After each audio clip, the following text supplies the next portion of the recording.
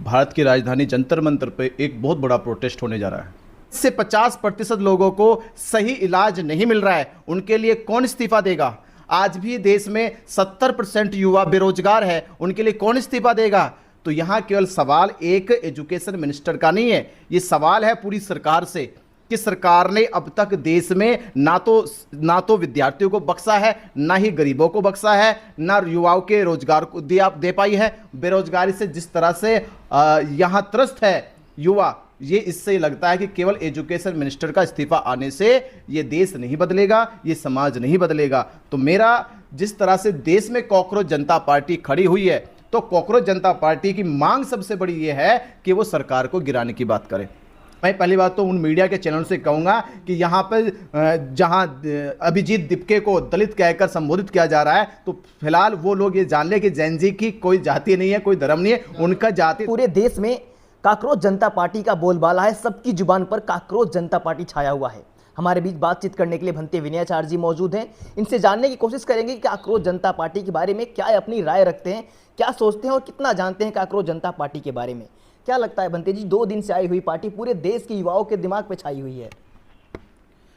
Cockroach जनता party जिसका आज 6 जून को भारत की राजधानी जंतर मंतर पे एक बहुत बड़ा प्रोटेस्ट होने जा रहा है, और इस प्रोटेस्ट के माध्यम से उनकी मांग है कि वो भारत सरकार के एजुकेशन मिनिस्टर धर्मेंद्र प्रधान का इस्तीफा चाहते हैं।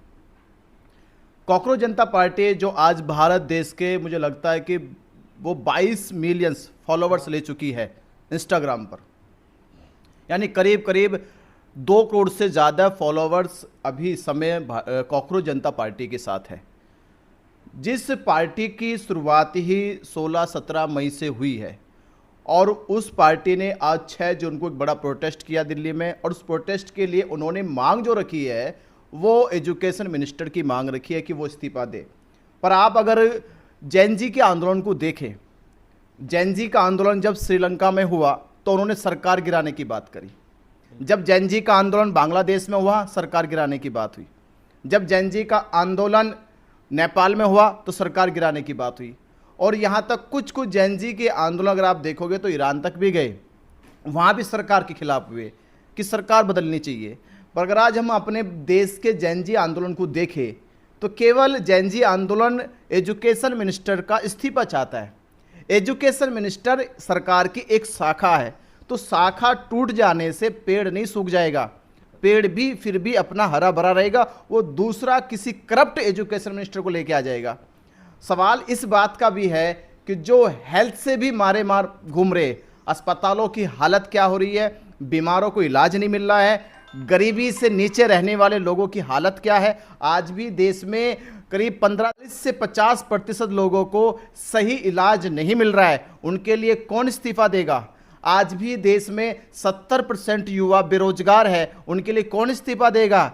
तो यहाँ केवल सवाल एक एजुकेशन मिनिस्टर का नहीं है, ये सवाल है पूरी सरकार से कि सरकार ने अब तक देश में ना तो विद्यार्थियों को बख्शा है, ना ही गरीबों को बख्शा है, ना युवाओं के रोजगार को दे पाई है। बेरोजगारी से जिस तरह से यहाँ त्रस्त है युवा, ये इससे लगता है कि केवल एजुकेशन मिनिस्टर का इस्तीफा आने से ये देश नहीं बदलेगा, ये समाज नहीं बदलेगा। तो मेरा जिस तरह से देश में कॉकरोच जनता पार्टी खड़ी हुई है, तो कॉकरोच जनता पार्टी की मांग सबसे बड़ी ये है कि वो सरकार को गिराने की बात करे। और बोलो, जिस तरह से नेपाल में उन लोगों ने सत्ता परिवर्तन किया, क्या लगता है भारत में ऐसा हो सकता है? मैं तो ये कहना चाहता हूँ, इस तरह से ऑफिशियल कुछ तो बोले। अगर मैं 17-16 मई से अभी तक आप एनालिसिस करें तो इन 16-17 मई के एनालिसिस में मुझे लगता है कि अभी तक ये बात नहीं उठाई गई है कि सरकार को गिराया जाए। सरकार हटनी चाहिए। केवल मैं देख रहा हूँ 16-17 मई से जैन जी आंदोलन के तहत या कॉकरोच जनता पार्टी के जो साइड्स है, सोशल साइड है, उन पे हमें तब से अब तक केवल एक ही मांग उठ रही है, एजुकेशन मिनिस्टर का इस्तीफा। देश में केवल नीट पेपर लीक नहीं हुआ है, अरे यहाँ लोगों के भविष्य से खिलवाड़ हो रहा है। यहाँ आज भी अगर कुछ वीडियोस आप देखते हैं तो मध्य प्रदेश में, राजस्थान में बच्चे जो है कुएं के नीचे जाकर 40-40 फीट नीचे जाके पानी भर के लाते पीने के लिए। आज उनका दर्द तो समझिए आप। नीट का एक दर्द युवाओं का, एक दर्द उन लोगों का जो अभी तक नीट के एग्जाम तक भी नहीं पहुंचे हैं, जो अभी तक उस परीक्षा तक भी नहीं पहुंचे, उनके साथ क्या हो रहा है? वो बच्चे जो अभी मैट्रिक से आगे नहीं निकल पाए हैं, जो इंटरमीडिएट से आगे नहीं निकल पाए हैं, जिन्होंने अभी तक कॉलेज में जाकर तक नहीं देखा है, उनकी एजुकेशन की बात कौन करेगा? या वो लोग जो आज भी बीमारी के चलते चलते मर जाते हैं देश में, ऐसे देश में आंकड़ा हमने देखा कि 11 से 15% लोग ऐसे हैं जो बिना इलाज के मर जाते हैं, उनको इलाज ही नहीं है। इसका मतलब कितना हुआ? करीब करीब देश में 10 से 14 करोड़ लोग मर जा रहे हैं हमारे देश में। यानी जहां देश में बिना बीमारी, बिना इलाज के, बिना किसी दवाई सुविधा के वो लोग 10 से 14 करोड़ लोग हमारे देश में मर जाते हैं। तो ऐसे लोगों के लिए कौन आवाज उठाएगा? तो मेरे भाइयों, जैन जी आंदोलन बड़ा आंदोलन है। ये आंदोलन वैसे बनाओ जैसे श्रीलंका में बना है, जैसा नेपाल में आया है और जैसा बांग्लादेश में है। सत्ता परिवर्तन का आंदोलन होना चाहिए। अगर सत्ता परिवर्तन का आंदोलन नहीं होगा, ऐसे वो कहावत आपने सुनी है कि शेर को जख्मी करके छोड़ देना नहीं चाहिए, नहीं तो वो छोड़ेगा नहीं, वो डंक मारेगा फिर से। या जंगल का शेर हो, उसको जख्मी करके छोड़ नहीं देना चाहिए, वो फिर से वापस वार करेगा। तो ये तो यही हुआ कि सरकार को जख्मी करना।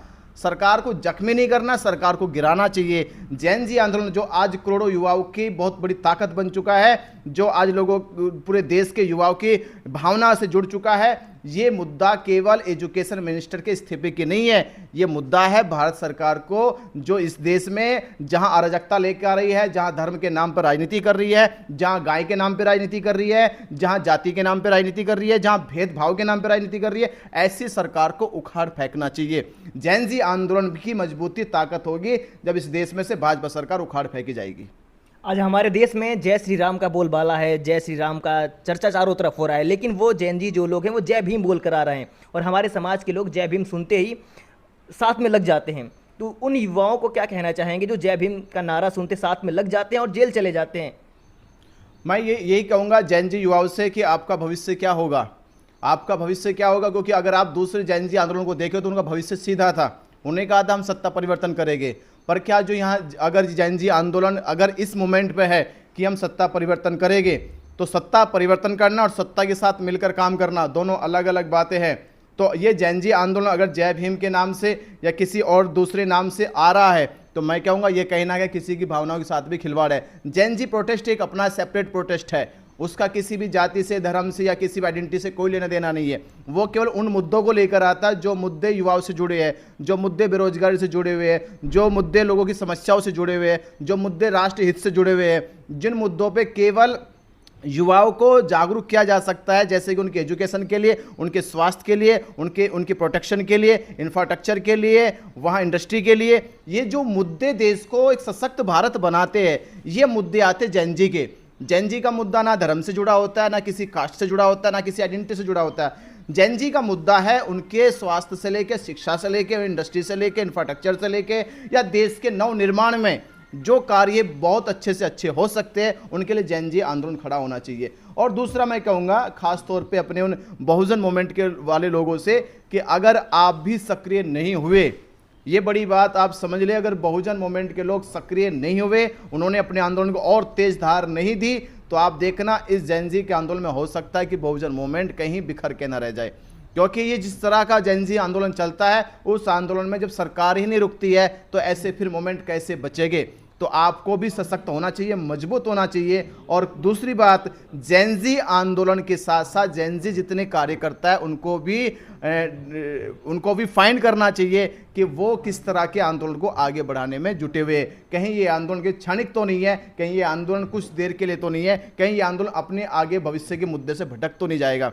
जैसे अभी हम जो देख रहे हैं, ये प्रोटेस्ट केवल एजुकेशन मिनिस्टर के इस्तीफे को लेकर है, पर हम चाहते हैं ये आंदोलन, ये प्रोटेस्ट सरकार को उखाड़ने का होना चाहिए, सरकार को गिराने का होना चाहिए। और पूरे देश में ये केवल 6 जून का प्रोटेस्ट नहीं है, देश भर के हर एक राज्य में प्रोटेस्ट चालू होने चाहिए, मोर्चे निकालने चाहिए, यात्राएं निकालने चाहिए कि जब तक इस देश में से भाजपा सरकार नहीं हटेगी, हर राज्य की भाजपा सरकार नहीं गिराएगी, तब तक ये जैन जी आंदोलन रुकेगा नहीं। तब मानेंगे हम जैन जी आंदोलन में सफल सक्रिय लीडरशिप अदा कर रही है अपनी। अभी तक अभिजीत दीप के जो सीजीआई चीफ है, लोग जो है उन्हें ये नहीं जानते थे कि वो दलित समाज से आते हैं, लेकिन अभी उन्होंने हाल ही में जो है ट्वीट किया और जो है वो निकल रहे हैं, उन्होंने जय भीम दे करके उन्होंने संबोधित किया है। तो कहीं ना कहीं अब तमाम टीवी चैनल और सोशल मीडिया ने जो है उनको जो है दलित की उपाधि दे दी है। क्या लगता है आपको, क्या अब जो है इन्हें दलित के नाम पर सीजीआई ये जो काकरोच पार्टी बनाई है इसमें फूट डालने का काम किया जाएगा? देखिए, मैं अभी कह चुका हूँ अभी कि जो जेनजी प्रोटेस्ट है या जेनजी जो आंदोलन हमने देखे हैं या जेनजी को जब आप पढ़ते हैं तो वो किसी रिलीजियस आइडेंटिटी से नहीं आते, किसी कास्ट आइडेंटिटी से नहीं आते और ना किसी पर्सनैलिटी की आइडेंटिटी से आते। जेनजी केवल एक वर्तमान के मुद्दों से निकल कर आते हैं, यानी वहाँ किसी भी धर्म का, जाति का, संप्रदाय का, किसी भी पर्सनैलिटी आइडेंटिटी का कोई लेना देना नहीं होता। वो उनका मुद्दा होता है देश के हालातों के ऊपर। देश के हालात क्या है? वहाँ पे बेरोजगारी है, वहाँ पे एजुकेशन सिस्टम जो है करप्ट है, वहाँ पे जो मेडिकल सिस्टम है वो करप्ट है, वहाँ का जो इंडस्ट्री इंफ्रास्ट्रक्चर है वो करप्ट है, वहाँ का जो इंफ्रास्ट्रक्चर है वो सबसे घटिया तरीके का है। जब देश में ऐसे हालात पैदा होते हैं और जिस देश का 70% युवा हो, उस युवाओं के भविष्य से खिलवाड़ होता है, तब जाके जेनजी आंदोलन खड़ा होता है। तो मैं पहली बात तो उन मीडिया के चैनल से कहूँगा कि यहाँ पर जहाँ अभिजीत दीपके को दलित कहकर संबोधित किया जा रहा है, तो फिलहाल वो लोग ये जान ले कि जेनजी की कोई जाति नहीं है, कोई धर्म नहीं है। उनका जाति धर्म उनकी समस्या होती है, जिन समस्याओं को लेकर वो आए हैं। ये जेनजी प्रोटेस्ट भी समस्याओं को लेकर आया, ना किसी कास्ट आइडेंटिटी को लेके आ रहा है, न किसी रिलीजियस आइडेंटिटी को लेकर आ रहा है। तो मैं जेनजी के सभी कार्यकर्ताओं से जो इस आंदोलन में जुड़े हैं, तो वो ये मान ले, ना तो आपकी जाति है, ना आपका धर्म है, ना आपकी कोई आइडेंटिटी है। आपकी धर्म और आपकी जाति, आपकी आइडेंटिटी है देश के मुद्दे, वो मुद्दे जो इस देश में सरकार ने युवाओं से छीने हैं। उनकी शिक्षा छीनी है, उनकी सुरक्षा छीनी है, उनका स्वास्थ्य छीना है, उनका इंफ्रास्ट्रक्चर छीना है, उनकी इंडस्ट्रिया छीनी है। इस देश को जिन्होंने मिट्टी में मिलाने का काम किया है, उनसे तुम्हें सरकार को छीन लेना है। तो ये मुद्दा किसी दलित का या किसी धर्म का नहीं है। या अगर ये अभिजीत दीपके का जो अपना भावना है कि वो जय भीम बोलकर आए, तो पहले भी कह चुके हैं कि मेरे साथ इस तरह का दबाव बनाया जा रहा है कि मैं एक दलित फैमिली से आता हूँ। उन्होंने अपना इंट्रोडक्शन पहले कुछ वीडियो में दिया था कि मैं औरंगाबाद का रहने वाला हूँ और ऐसे से मैं एक दलित फैमिली से आता हूँ। और अभी परसों के ट्वीट में उन्होंने जय भीम बोलकर बोला कि मैं इंडिया आ रहा हूँ। तो ये एक अलग अपनी व्यक्तिगत राय है। इस व्यक्तिगत राय से जेनजी आंदोलन को ना जोड़ा जाए। जेनजी आंदोलन बस समझिए देश के उन मुद्दों की लड़ाई लड़ता है जो मुद्दे सरकार दबाना चाहती है, जिन मुद्दों को सरकार खत्म करना चाहती है, उन मुद्दों को उठाकर जेनजी आंदोलन आगे बढ़ता है।